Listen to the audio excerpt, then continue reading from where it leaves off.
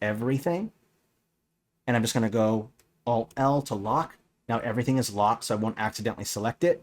I'm going to go over to Shape Tool, like this. I'm going to choose No Stroke. My fill is going to be a color. It's going to be black.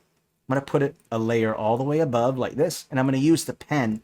And what I want to do is create this illusion of the shadow of the mountains. And so what I'll do is I'll just kind of click like this to kind of pretend to make like the ridges along the mountain. What I want to do is I don't want it to look like, I want to add like different various peaks so you can kind of see what it looks like this. We'll go plus, like this. Okay, there we go. Oopsie, I kind of noticed that some things are above that. So I'm going to copy, paste. I'm going to unselect everything, select all. I'm going to create group. Create group. Now I should be on layer -3. There we go. Now I can copy and paste this and bring the opacity down like that. There we go. And I'm going to place this where I feel necessary to kind of place, like as if I'm in the shadow of the mountain. Now you can use that hard shadow, or you could go ahead and bring the blur up like this, so there's a little bit more blur in your shadow. You could also bring the opacity down to make the shadow thicker or lighter. I generally prefer to go down to about, they're in between about 30 and 25% is generally the best, right about there. So that way there's a very clear distinction. So we have those nice there.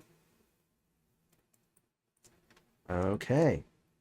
All right. And then let's go ahead and add in some light sources as well. Light, we'll go with Inkarnate.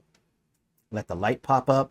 And then we'll put the light source in an area where the shadows is not. So let's go ahead and use, let's go with Fantasy Battle Maps instead. That way I don't accidentally use some wrong ones. So let's go with layer 5 all the way up. I'm going to place it right there like that. I'm going to bring the opacity down. And that way I can get some nice, bring this size way, way, way, way up. And we'll put that light, that source just right about there. Let's bring up the opacity a little bit more. There we go.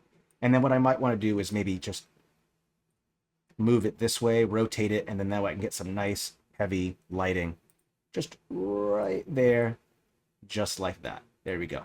So now you have that hard shadow of the mountain, and then you have the light in outside of that right there. So it kind of goes together fairly well. So I'll go ahead and save that, and then we will either call it good or do the last bit of details. So where are we at for time? 45? Oh, yeah, we still got time. We'll do a couple more things, and then we will call it good. We should add some filters is what we should do. We'll let this finish saving, and then we'll add our filters. So some filters that I recommend that work really well are the red filter. I find that the red filter, when you have a lot of browns, oranges, reds, those kind of things, I kind of find that the red